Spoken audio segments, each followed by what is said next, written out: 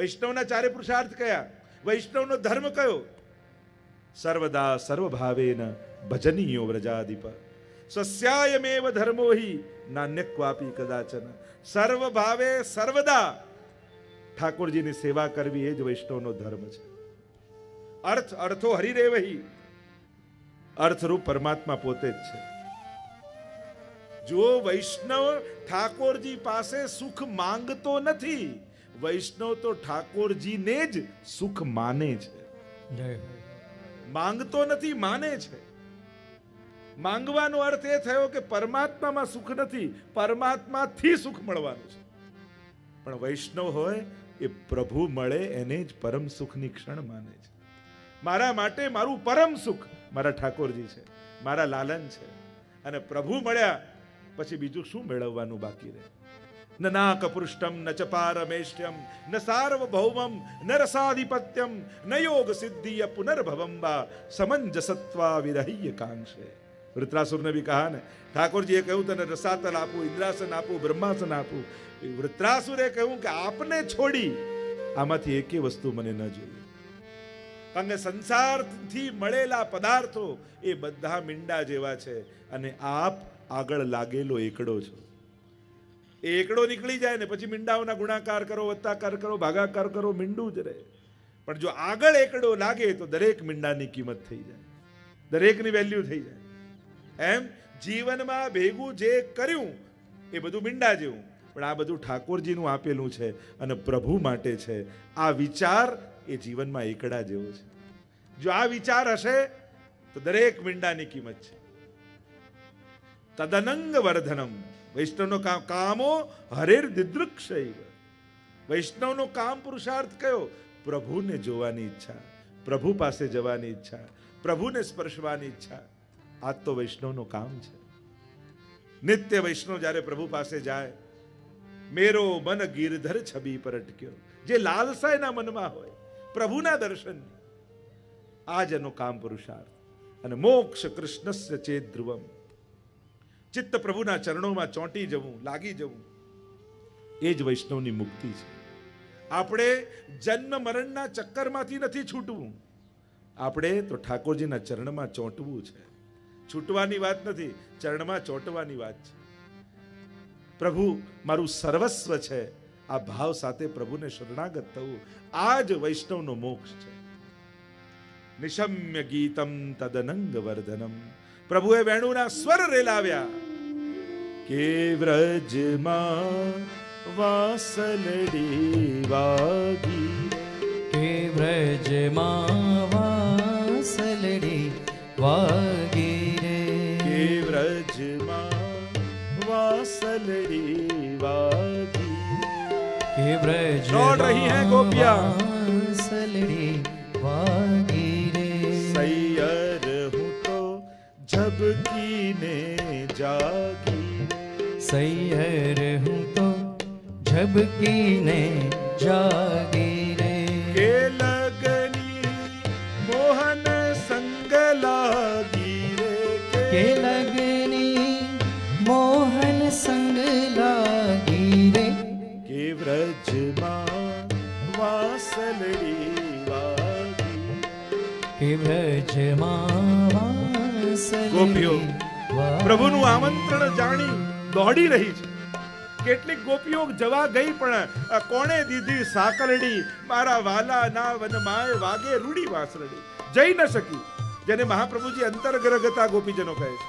ઘરના સ્વજનોએ સાંકળ લગાવી દીધી અને એવો તાપ થયો કે પ્રભુ બોલાવી રહ્યા છે ને મારાથી જવાતું નથી. એ તાપમાં બધા પાપ બળી ગયા અને મન ભગવાનમાં લાગ્યું ને એવો આનંદ થયો કે બધા પુણ્યો બળી ગયા અને ત્યાં જ એમનો ઉદ્ધાર થઈ ગયો. ગોપીઓ ઘરબાર છોડીને ભાગી રહી છે પ્રભુ તરફ. એક મહાત્મા કથા કરતા હતા અને એમણે કહ્યું કે વનમાં વાંસળી વગાડી ભગવાન ને અડધી રાતના ગોપીઓ ઘર છોડીને વનમાં જતી રહી.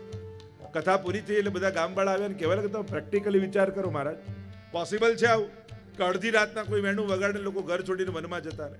જવાબ આપો. મહાત્માએ કહ્યું, આ તો વનની કથા છે, આ તો રાત્રિની કથા છે, તો રાતના આશ્રમમાં આવજો બધા ગામવાળા. જવાબ આપીશ. અડધી રાતના આખું ગામ પહોંચી ગયું આશ્રમમાં, જંગલમાં. જવાબ આપો કે આવું સંભવ થાય? મહાત્માએ કહ્યું સંભવ થાય કે ન થાય તો ખબર નથી, કે વેણુ સાંભળીને ગોપીઓ વનમાં ગઈ એ હું નથી જાણતો, પણ એટલું ચોક્કસ કહીશ કે એ કથામાં તમને એટલો રસ આવ્યો કે અડધી રાતના તમે ઘર છોડીને વનમાં આવી ગયા, તો જેણે વેણુ સાંભળી હોય એ ઘર છોડીને જાય, એમાં શું આશ્ચર્ય? ગોપિયાં ભાગ રહી હૈ. પરીક્ષિત મહારાજે પ્રશ્ન કર્યો, આ તો કાંત ભાવે જાય છે, છતાંય ભગવાન ઉદ્ધાર કરે, આવું કેમ સંભવે? કામમ ક્રોધમ ભયમ સ્નેહમ ઐક્યમ સૌહૃદમેવ ચ નિત્યમ હરો વિદતતો યાન્તિ તન્મયતામ હિતે. सुखदेव जी कहने लगे, किस भाव से जा रही हैं ये मत देखो, कौन की ओर जा रही हैं ये देखो. परमात्मा तो पारसमणि है, स्पर्श करते ही सोना बना देगा. भाग रही हैं गोपियां के व्रज मां वासलड़ी वागीरे, के व्रज मां वासलड़ी वागीरे, के सोमवारे शामळियो वालो रे, के सोमवारे शामळियो वालो रे, के सहुमळी वन रावण चालो रे, के सहुमळी वन रावण चालो रे, निरखिए नंदजी नो लालो रे, निरखिए नंदजी नो लालो रे, के व्रज मां वासलड़ी वागी, के व्रज मां वासलड़ी वागी. પ્રભુ મગ્ન બની અધર પર વેણુને પધરાવી અને વેણુના સ્વર ભરી રહ્યા છે, અને ગોપીઓ ભાગતી ભાગતી આવીને પરમાત્માની સામે ગોઠવાઈ ગઈ. પ્રભુ એટલા બધા મગ્ન બન્યા છે, નેત્રો બંધ કરી અને વેણુ નાદમાં ગોપીઓને આમંત્રણ આપવામાં મગ્ન છે. મંગળવારે મોહનજી મળ્યા રે, મંગળવારે મોહનજી મળ્યા રે, વિઠ્ઠલવર વચનોમાં ફળ્યા રે, વિઠ્ઠલવર વચનોમાં ફળ્યા રે, વાલો મારો અઢળક થઈ ઢળિયા રે, વાલો મારો અઢળક થઈ ઢળિયા રે, કે વ્રજમાં વાસલડી વાગી રે, કે વ્રજમાં વાસલડી વાગી રે. દુનિયાના જેટલા પ્રવાહ હોય એ ઉદ્ગમથી દૂર લઈ જાય. તમે જળમાં કોઈ પણ વસ્તુ નાખો તો જ્યાંથી નીકળતું હોય એ બાજુ ન ખેંચે, એનાથી દૂર લઈ જાય. આ એક કેવલ વેણુનો પ્રવાહ એવો છે જે ઉદ્ગમ તરફ ખેંચીને લઈ જાય. જ્યાંથી એ પ્રવાહ નીકળે છે ત્યાં ખેંચીને લાવે છે. ગોપીઓ જાણે વેણુના નાદની ડોરથી બંધાઈ બંધાઈ કૃષ્ણ તરફ આવી રહી છે. બધી જ ગોપીઓ ઊભી રહી ગઈ અને પ્રભુએ હવે ધીમે રહીને નેત્રો ખોલ્યા અને આશ્ચર્યનો ભાવ મુખમાં લાવી ગોપીઓની તરફ જોવા લાગ્યા. અને પ્રભુ બોલ્યા, સ્વાગતમ ગો મહાભાગા પ્રિયમ કિમ કરવાણી વહ. સ્વાગતમ ભો મહાભાગા પ્રિયમ કિમ કરવાણી વહ. વ્રજસ્યા નામયમ કશ્ચિત વૃતાગમન કારણમ. ગોપીઓ તમારું સ્વાગત છે. શા માટે વ્રજમાં આવે, રાત્રિના સમયે વનમાં આવ્યા છે? ગોપીઓ બધી આશ્ચર્યથી જોઈ રહી છે પ્રભુ સામે. આપે બોલાવ્યા અને આપ પૂછો છો? તમે કોઈને ઘરમાં જમવા બોલાવો ને ટાઈમસર એ પહોંચી જાય અને તમે દરવાજો ખોલીને કહો કે ઓહો આજે ક્યાંથી ભૂલા પડે અહીંયા, તો એની શું દશા થાય? ગોપીઓની કંઈક એવી જ દશા થઈ રહી. બોલાવ્યા ઠાકોરજીને, પ્રભુ પૂછે છે અહીંયા કેમ આવ્યા છે? તમારું સ્વાગત છે, પણ સંકેત કરી દીધો મહાભાગા. મહાભાગા છે ગોપીઓ. જો ભાગ્ય બે પ્રકારનું હોય, એક જે કર્મથી બને અને બીજું જે કૃપાના પ્રસાદથી મળે. જીવનમાં ઘણી વસ્તુ એવી હોય છે જે આપણા કર્મોનું ફળ નથી હોતું. એ કેવલ ને કેવલ ઠાકોરજીની કૃપાથી ભાગ્યરૂપી ઝોલીમાં આવીને પડી જતું હોય છે ફળ. આ ત્યારે જ સંભવ. એક છે ઝાડ પર ચડીને ફળ તોડો, અને બીજું છે ઝાડની નીચે બેઠા છો ને ફળ પાકે ને તમારા ખોળામાં પડી જાય. બસ આ કૃપાથી મળેલું ભાગ્ય. જો આપણી સેવા, આપણી કથા, આપણી માળા, આપણા સત્કર્મો, આ બધું છે ને આ કર્મોનું ફળ નથી, આ કેવલ કૃપાનું ફળ છે. અને કૃપા થકી જ આ થાય. કોઈ પણ કર્મના સિદ્ધાંતોમાં પુણ્યોનું ફળ ભગવત સેવા નથી કહ્યું. પુણ્યોનું ફળ તો સુખ છે. બે ફળ કયા પુણ્યોના? એક સ્વર્ગ અને બીજું સંસારનું સુખ. પુણ્યો કેવલ ભક્તિ આપતા નથી. ભક્તિ તો કેવલ ઠાકોરજીની કૃપાથી મળે છે. અને ભક્તિ દુર્લભ છે, કારણ કે એ મેળવાતી નથી, એ તો મળે છે, પ્રભુ આપે છે. મહાભાગા, જો આપણે ત્યાં અમુક લોકોને મહાભાગા કહ્યા છે, આની ઘણી લાંબી ચર્ચાઓ છે. સ્વાગતમ વો મહાભાગા પ્રિયમ કિમ કરવાણી વ, તમારું શું પ્રિય કરું? આમ વનમાં અડધી રાતના કેમ આવ્યા છો? અને 10 શ્લોકમાં ભગવાને ધર્મનો ઉપદેશ ગોપીઓને આપ્યો. અરે આ રીતે વનમાં આવવું ઠીક નથી. પતિની સેવા કરવી એ સ્ત્રીનો ધર્મ છે. રોગી હોય, નિર્ધન હોય, વૃદ્ધ હોય, એની સેવા દ્વારા જ એનો ઉદ્ધાર છે. તમારા સ્વજનો તમારી પ્રતીક્ષા કરતા હશે, તમારા ભાઈ બંધુ પિતા સખા તમને શોધતા હશે, જલ્દી ઘરે જાઓ. 10 શ્લોકમાં ભગવાને ધર્મોપદેશ કર્યો અને 11 શ્લોકમાં ગોપીઓએ ઉત્તર આપ્યા છે. પ્રભુ બોલી રહ્યા છે ત્યારે ગોપીઓએ કહ્યું કે પ્રભુ બોલી લીધું, પૂરું થયું, હવે અમારો વારો છે. મૈવમ વિભો રતિ ભવાન ગદિતુમ નુશંસમ સંત્યજ્ય સર્વ વિષયાંસ્તવ પાદમૂલમ. પ્રભુ આપ અમને ધર્મનો ઉપદેશ આપો છો. પણ પ્રભુ, પ્રત્યેક ધર્મ ધર્મીને મેળવવા માટે હોય છે. જેમ કોઈ ગુલાબનું છોડ ઉગાડે ને આજુબાજુ કાંટાની વાડ કરે, પણ એ કાંટાની વાડ સાચવવામાં એટલો મશગુલ થઈ જાય કે છોડને પાણી પાવાનું ભૂલી જાય, તો એ તો મૂર્ખ કહેવાય. કાંટાની વાડ ગુલાબના છોડને બચાવવા માટે છે. એમ ધર્મ એ ધર્મીની પ્રાપ્તિ માટે, ધર્મીમાં ભાવ સુરક્ષિત રહે એના માટે છે. પણ જો ધર્મમાં જ એવા રત રહી જઈએ કે સામેવાળા ધર્મીને છોડી દઈએ તો પછી શું કામ? અને પ્રભુ આપ અમને ધર્મ શીખવાડો છો કે સ્ત્રીનો શું ધર્મ છે. અમે પણ જાણીએ છીએ, અમે શ્રુતિ રૂપા છીએ, અમે ઋષિ રૂપા છીએ. પણ એક વસ્તુ પ્રભુ આપ ભૂલતા નહીં. આપે જ્યારે વેણું વગાડી અને વેણુના નાદ અમારા કર્ણમાં પડ્યા, એ જ ક્ષણે અમારી સ્ત્રી બુદ્ધિ તો ત્યાં જ સમાપ્ત થઈ ગઈ, અમારી દેહ બુદ્ધિ તો ત્યાં જ ખતમ થઈ ગઈ. પ્રભુ એક વસ્તુ ધ્યાન રાખો, અહીંયા કોઈ સ્ત્રી નથી આવી, અહીંયા તો જીવાત્મા પરમાત્માને મળવા માટે આવ્યો છે. એ દેહ બુદ્ધિ તો સાંભળીને ખતમ થઈ ગઈ. અને જીવાત્માનો એક જ ધર્મશાસ્ત્ર બતાવે છે, યો યદંશ સતમ ભજેત. અંશે પોતાના અંશીને ભજવું એ જ અંશીનો ધર્મ છે, એ જ અંશનો ધર્મ છે. અને એટલા માટે અમે તો ધર્મ જ કરી રહ્યા છીએ. અને પ્રભુ એક વસ્તુ યાદ રાખો, પ્રભુ આ દેહ કેટલાય જન્મો લઈને આવ્યું, અને દરેક જન્મમાં આ દેહના કોઈ જુદા પતિ હતા, દરેક જન્મમાં જુદા હતા આ દેહના. પણ પ્રભુ પ્રત્યેક જન્મમાં આત્માના પતિ તો આપ જ હતા. અને એટલા માટે આપને ભજવા એ જ અમારું પરમ ધર્મ છે. આપ કહો છો અમારા ભાઈ બંધુ સખા પિતા પ્રતીક્ષા કરતા હશે. પ્રભુ વ્યક્તિઓને છોડ્યા છે, વૃત્તિ તો લઈને જ આવ્યા છે. ત્વમેવ માતા ચ પિતા ત્વમેવ ત્વમેવ બંધુશ્ચ સખા ત્વમેવ. પ્રભુ હવે અમારા માટે તો સર્વસ્વ આપ જ છો. સર્વદા સર્વભાવેન ભજનીયો વ્રજાધિપ. પ્રભુ હવે તો સર્વભાવથી આપને ભજવા એ જ અમારું પરમ કર્તવ્ય છે. એટલે પ્રભુ બધું જ છોડીને આપના શરણે આવ્યા છે. ગમે તેટલા ઉત્તમ અનાજના દાણા હોય, પણ એકવાર શેકી નાખો ને, પછી સારામાં સારું ખાતર નાખો, પાણી નાખો, જમીન આપો, એમાં ફણગા ફૂટતા નથી. પ્રભુ આ હૃદયની લાગણીઓ હવે આપના પ્રેમમાં શેકાઈ ચૂકી છે. આને સંસારની ભૂમિમાં વાવવા જશો ને તો એમાં સંસાર માટે ફણગા નહીં ફૂટે. હવે અમે સંસારના કામના નથી રહ્યા. પ્રભુ સંસારમાં મોકલશો તો સંસારના લોકોય દુઃખી થશે, કારણ કે હવે અમે સંસારને ઉપયોગમાં આવી એમ નથી.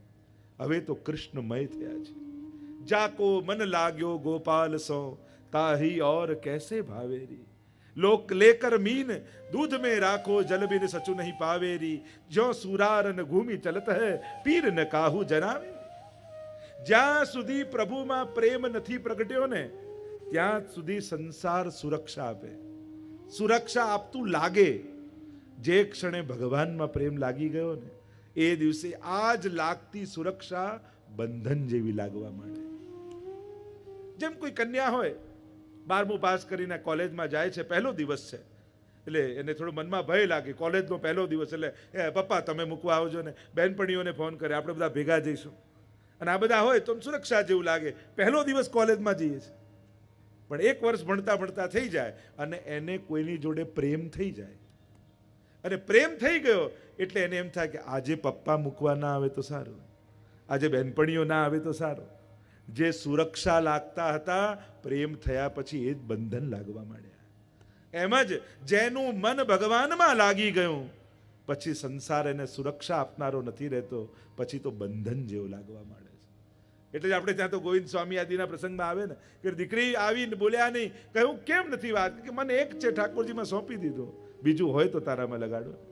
કુમનદાસની વાર્તામાં જો ત્યાં સિંહ મારી નાખે છે દીકરાને, મૂર્છિત થઈને પડી ગયા કુમનદાસ. પૂછ્યું કે જો આ મોં તો કોઈને છોડતો નથી. ત્યારે કહ્યું કે આ મોં નથી પણ સૂતક લાગ્યું ને શ્રીનાથજીના દર્શને નહીં જવાય એટલે મૂર્છિત થઈને પડ્યા છે. એક વાર્તા અમ્મા ક્ષત્રાણીનો પ્રસંગ જુઓ. બંને નાના બાળકો, પહેલા એક નાનું બાળક ગુજરી ગયું, બીજું ગુજરી ગયું. અરે બંને બાળકો ઠાકોરજી સાથે રોજ રમતા અને અમ્મા સેવામાં પહોંચીને બહાર આવીને રોજ રડે અને રડે એટલે ઠાકોરજીથી સહન ન થયું. ગુસાઈજીને જઈને ફરિયાદ કરી કે આપની આ સેવક રડે છે અને મને દુઃખ થાય છે, આપ એને સમજાવો કે એનો સાચો બાળક તો હું છું. ગુસાઈજી આવીને સમજાવે છે, અમ્મા રડો છો શા માટે? તમારા બાલકૃષ્ણલાલ તો હજી તમારા ખોળામાં રમે છે. આ તો નશ્વર દેહ હતા, ખતમ થયા. અમ્માએ કહ્યું કે એટલા માટે નથી રમતી કે રડતી કે બાળક ગયા, એટલા માટે રડું છું કે મારા ઠાકોરજીના ખીલોનાઓ તૂટી ગયા. મારા લાલન રોજ આ બંનેની સાથે રમતા અને હવે મારો લાલન એકલો પડી ગયો, એ મારાથી જોવાતું નથી. આવો ઉત્કટ ભાવ, પ્રેમ નથી થયો ત્યાં સુધી બધા સંસારના લોકો એમ લાગે તમે સાથે છો, આ સાથે છે, પેલા સાથે છે. સમર્થનો સાથ સુરક્ષા આપનારો લાગે. પ્રભુમાં પ્રેમ થાય ને એટલે સમજાઈ જાય કે આ બધા અસમર્થ છે. અને દુનિયામાં ભગવાને કોઈને પણ એટલા મહત્વનો બનાવ્યા નથી કે જેને કારણે દુનિયાનું કામ રોકાય. જો દુનિયામાં કેટલા મોટા મોટા મહાપુરુષો આવ્યા, નેતાઓ આવ્યા, કેવા કેવા લોકો, એમ તો આ નહીં રહે તો શું થશે દેશનું, આ નહીં થાય તો દુનિયાનું શું થશે? એ બધાએ ગયા છતાંય દુનિયા સારી રીતે ચાલે જ છે. પ્રભુએ કોઈને એટલે ઘણી વાર લોકો ઘરમાં કે અમે નહીં રહીએ ત્યારે ખબર પડશે ઘર કેમ ચાલે છે. એ બધાએ જતા રહે છે, ઘર ચાલતું જ રહે છે. ઉલટાનું એના ગયા પછી તો વધારે સારું ચાલે, કારણ કે એ જ નડતો હોય ઘરમાં. એટલે કોઈએ એવા ફાંકામાં રહેવાની જરૂર નથી કે મારા ગયા પછી રોકાઈ જશે. ન કોઈ સંસ્થા, ન કોઈ વ્યવસ્થા, ન કોઈનું ઘર, ન કોઈનું કુટુંબ. આ તો આંગળીમાં પાણી નાખવા જેવું છે. પાણીમાં આંગળી નાખો, તમને એમ લાગે પાણીમાં ખાડો પડી ગયો, પણ આંગળી કાઢો ને ક્યાં ભરાઈ જાય ખબર ન પડે. એમ વ્યક્તિ જતો રહે ને એની જગ્યા ક્યાંય ભરાઈ જાય ખબર ન પડે. પ્રભુએ કોઈને એટલું મહત્વનું નથી બનાવ્યો કે જેને કારણે દુનિયાનું કામ રોકાય. દરેક જીવ અસમર્થ છે. એ પોતાને માને છે સમર્થ, પણ અસમર્થતા છે. જ્યાં એ ક્યારે સમજાય? જ્યારે પ્રભુનું સામર્થ્ય સમજાય, પ્રભુની મહત્તા જીવનમાં સ્વીકાર કરો, આ મન પ્રભુમાં લાગે. ગોપીઓ કહેવા લાગી, પ્રભુ બધું છોડીને આપના શરણે આવ્યા છે. પ્રાપ્તા ભજસ્વ, પ્રભુ આપ અમને ભજો જેમ અમે આપને ભજીએ છીએ, અમારો સ્વીકાર કરો. ઠાકોરજીએ જ્યારે શરણાગતિ જોઈ, ગોપીઓને લઘુરાસનું દાન આપ્યું છે અને લઘુરાસ કરતા કરતા કરતા કરતા ગોપીઓના મનમાં મદ આવી ગયો. જો આ મદ ભગવાનનો હાથ પકડ્યો હોય ને ત્યારે અહંકાર આવી શકે છે. એટલે અહંકારથી હંમેશા સાવધાન રહેવું. મનુષ્ય બીજા બધા દોષોને ઓળખી શકે છે, જાણી શકે છે, કાઢી શકે છે, પણ અહંકાર એવો છે ને કે હોય ને ખબર ન પડે. અને એવા જુદા જુદા કપડાં પહેરીને આવી જાય, એ ખબર ન પડે. અરે જરૂરી નથી કે કોઈ લૌકિક વસ્તુનો જ અહંકાર હોય. મારા જેવું કીર્તન તો કોઈ ન ગાય, એનો અહંકાર થઈ જાય. મારા જેવી સામગ્રી તો કોઈ ન કરી શકે, એનો અહંકાર થઈ જાય. મારા જેવા પાઠ તો કોઈને ના આવડે. મને કોઈ વાતનો ઈગો નહીં, એ વાતનો ઈગો થઈ જાય. આમાં તો ખબર થોડી છે કયા રૂપે આવે, કયા કપડાં પહેરીને આવે. આ પ્રભુનો હાથ પકડ્યો છે છતાંય મનમાં મદ પેદા થયો. વિચાર કરો, ગોપીઓ જેવા ગોપીઓને મદ આવી જાય તો સાધારણ જીવની તો મનમાં કેટલી સંભાવનાઓ રહેલી છે પતનની. અને અહંકાર ખોટી વસ્તુનો નથી આવતો, ખરાબ વસ્તુનો નથી આવતો. જેની ભીતર ગુણો છે ને એની અંદર જ અહંકારની સંભાવનાઓ છે. ક્યારેક કોઈને ક્રોધ કરવાનો અહંકાર, મારા જેવો ગુસ્સો કોઈ ના કરે, આવો ઈગો કોઈ ના આવે. મારા જેવો લોભ કોઈ ના કરી શકે, આવા મારા જેવા અપશબ્દો કોઈ ના બોલી શકે, એવું કોઈને ઈગો આવે? કોને આવે? એને આવે કે મારા જેવા દયા કોઈ ન કરી, મારા જેવું દાન કોઈ ન કરી શકે, મારા જેવી ઉદારતા કોઈને. સદગુણો જ અહંકારની સંભાવનાઓ લઈને આવતા હોય છે. એટલે જ સદગુણની વ્યક્તિએ ભગવાનની ભક્તિમાં જોડાવવું બહુ જ જરૂરી છે. આપણે એટલે જ કહીએ ને, ઘણા કે ભગવાન શું, અમે તો સોશિયલ વર્કમાં માનીએ. જો લોકો ઘણીવાર સારા સારા શબ્દોના પ્રયોગ કરી પોતાને જ છેતરી લેતા હોય. અને છેતરવાનું પહેલું શબ્દ આપણે શું હોય? મારું દિલ ચોખ્ખું છે, પછી મારે સેવા કરવાની શું જરૂર છે? હું કોઈને દુઃખ નથી પહોંચાડતો, કોઈનું ખરાબ નથી કરતો, મારે ભક્તિ કરવાની શું જરૂર છે? અરે તું કે છે દિલ ચોખ્ખું છે, પાડોશીને પૂછ તો ખબર પડે. આપણે જ આપણી જાતને ચૂકાતા હોય કે દરેકને એમ જ લાગે ને મારું દિલ તો ચોખ્ખું જ છે. હજી ભગવાન પાસે જવાની ઈચ્છા નથી થતી ને, એ જ પ્રમાણ આપે છે કે હજી દિલ ચોખ્ખું નથી થયું. જો દિલ પવિત્ર થઈ જાય તો ભગવાનથી દૂર રહી જ ન શકે માણસ. અને આ રીતે લોજિક આપે. જેને કાંઈ જ ન કરવું હોય ને, આપણે તો બધાને માનીએ એટલે સમજી લેવું ક્યાંય જતો નથી. આ પણ લોકો એમ ના કે ક્યાંય, લોકો શબ્દો તો સારા જ વાપરે, શબ્દો તો એવા સરસ વાપરે ને આપણે તો બધાને મને સમજવું કે આ કોઈનો નથી. ક્યાંક આપણી જ જાતને આપણે છેતરતા હોઈએ છીએ. અહીંયા ગોપીઓના મનમાં મત જાગ્યો. અરે જગતને નચાવનારો પરમાત્મા અમારા ઈશારે નાચી રહ્યો છે. જે રીતે અમે ચરણ ઊંચા કરીએ તો ચરણ એ ઊંચા કરે, અમે હાથ ઊંચા કરીએ તો એ હાથ. જુઓ ને અમારામાં કેવો મોહિત થઈ ગયો છે. પ્રભુએ જોયું, આકાર તો મળ્યો પણ હજી પાત્રતા સિદ્ધ થઈ નથી. જેમ કાચો માટીનો ઘડો હોય, અગ્નિમાં પકવો નહીં તો પાણી ટકે નહીં, એમ લાભ મળ્યો પણ હજી અધિકાર પ્રાપ્ત નથી થયો. હવે આ ઘડાને તો વિરહા અગ્નિમાં પકવવો પડશે. અને ભક્તો પર, ગોપીઓ પર કૃપા કરવા માટે તાસામ તત સૌભગ મદમ